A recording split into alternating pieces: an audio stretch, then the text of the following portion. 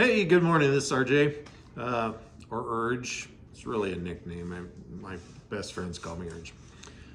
Today, I'm going to try to finish up a little bit more of that frame. There's a couple of holes I need to drill. There's some plates I need to cut and drill holes for the tensioners. And it should be kind of a busy day. I got quite a bit of jumping around to do. I hope you guys don't mind that. But anyway, let's dig in.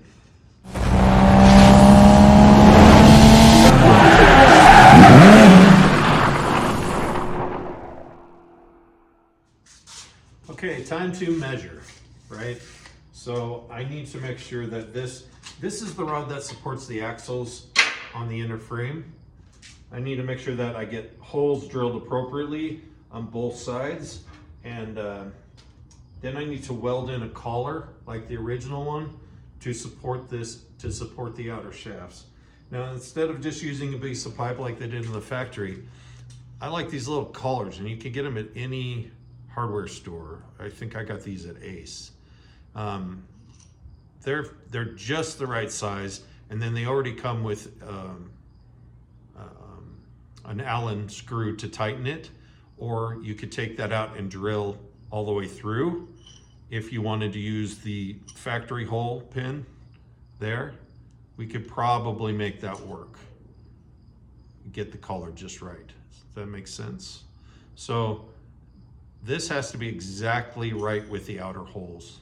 So I do know my buddy Dave that you met last time, Crazy Dave, he actually talked to the new owner, CEO of the new Max products, and he said that absolutely yes, the back side is mirror image of the front side. So I can measure off the back one that's intact to do the front, and then I'm going to use the pieces we've cut off to help guide us, even though there's big gaping holes, just to help us. And it's mostly centered on these things. Okay, so I'm trying to take some time and measure where that attaches the support for the axle. And it's about, the width of the inner channel is about 2 7/8.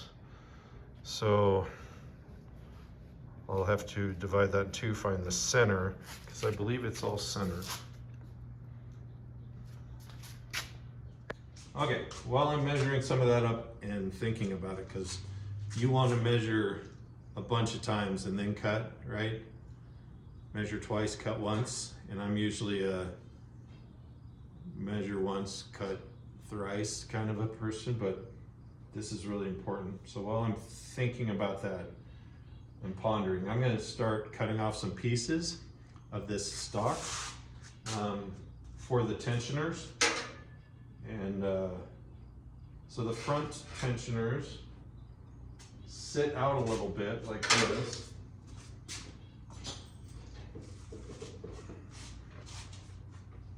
So here's the original side of the frame, if you remember. See how gone it is? Can't believe that still.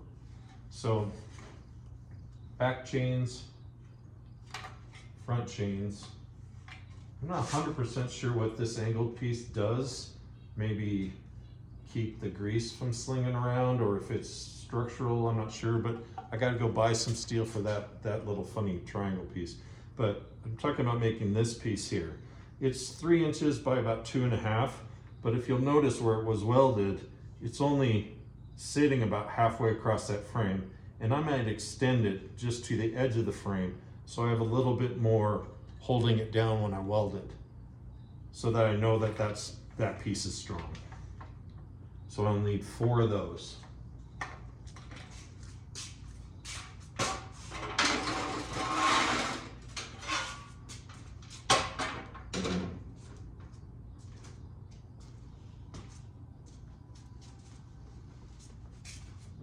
So what did I say?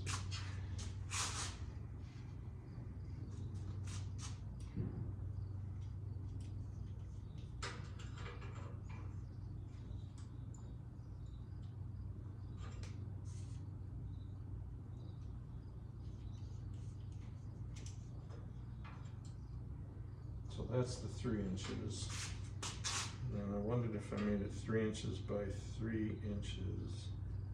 3 inches by 3 inches would give me another 1/2 inch to weld. And then I've also in my head thought, well, maybe I can cut a little triangle at the one end that welds to give me a little more surface. It just seems to me that the tensioner, I know it just rides on there, and I know I'm upgrading to the roller style, but it just seems to me like there should be quite a bit of force on it. And there's nothing to tie the upper and lower together. Well, except for the roller, which should be plenty strong. Sorry, you gotta think and work and think and work and measure again. So I'm gonna go with 3 inches.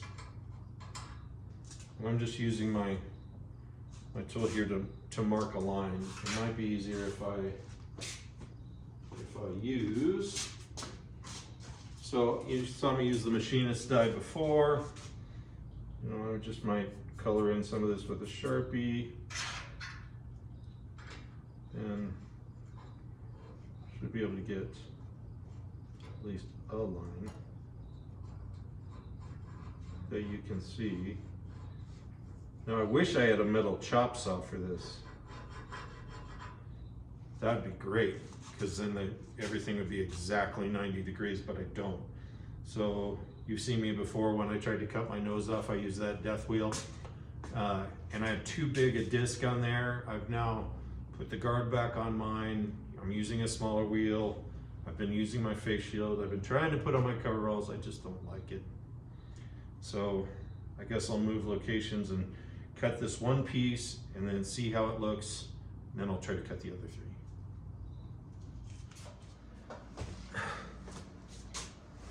All right, over here by my workbench, piece of steel in the vise. I've got it marked. You should use a square. Just a little bit. Is that any better? Anyway, I'm gonna don my coveralls like I'm supposed to.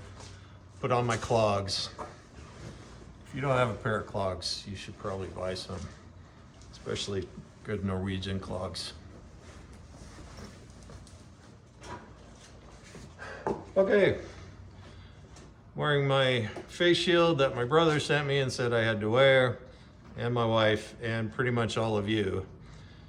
Some hearing protection, have the appropriate size blade on here.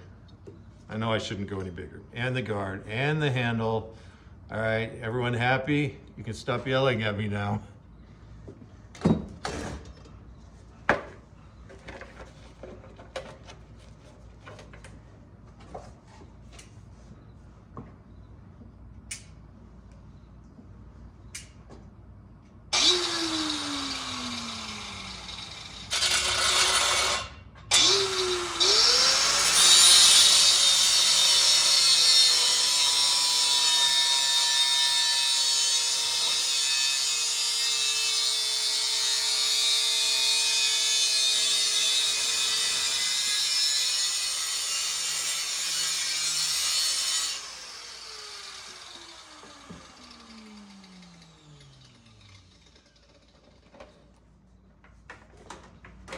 That one's so bad.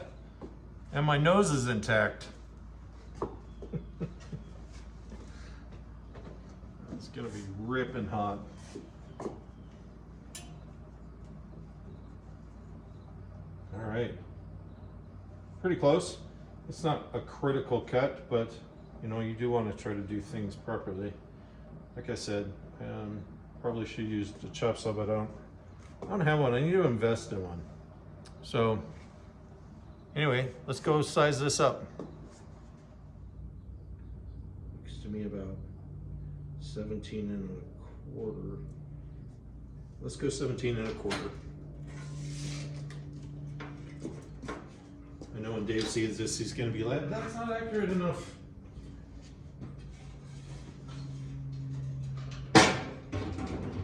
But Dave's not here.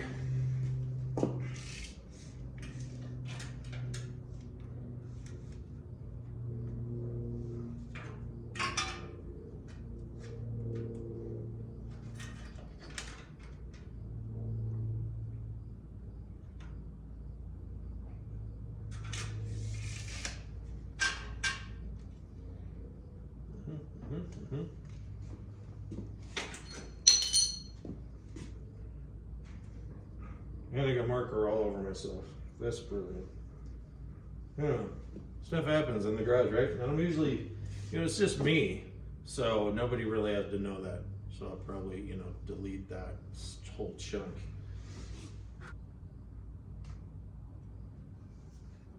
Okay, it'd probably be smart when I throw this on the drill press, punch those 2 holes in, so I don't have to try to do it after it's welded on the frame. Drill those holes, and then I'll drag over the welder. I'll just at least tack this in place until I'm 100% sure everything's happy. Then we'll make 3 more. All right, just measured the original part of the frame, and it's about 1/4 of an inch in. But then I realized, and you can see that, right, 1/4 of an inch. But I already have one of the sets of the rollers, and that gives me spacing for the holes. And since this is what I'm bolting up, this is what I'm going to use to mark it.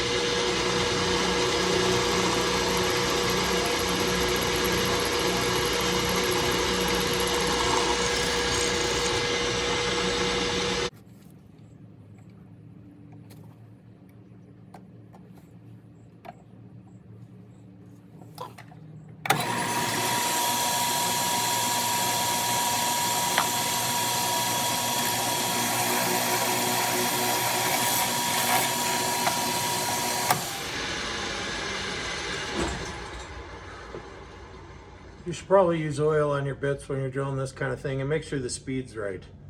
You can chew up a really good hardened bit if the speed isn't right. And all the smoke that comes off there is actually a lot of heat dissipating. So you can save yourself quite a bit of money in drill bits by using just a little bit of oil and having it the right speed. Some bits are better cutting metal slower, believe it or not.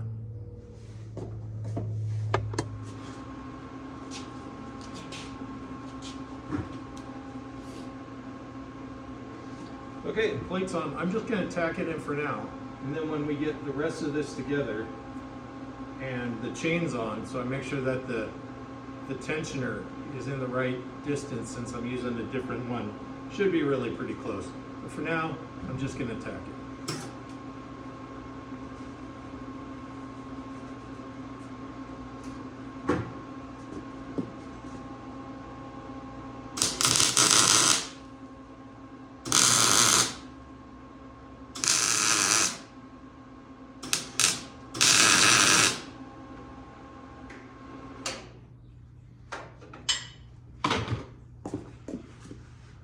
I hope you like it. I'll get working on the rest. You probably don't want to see me do this over and over and over again.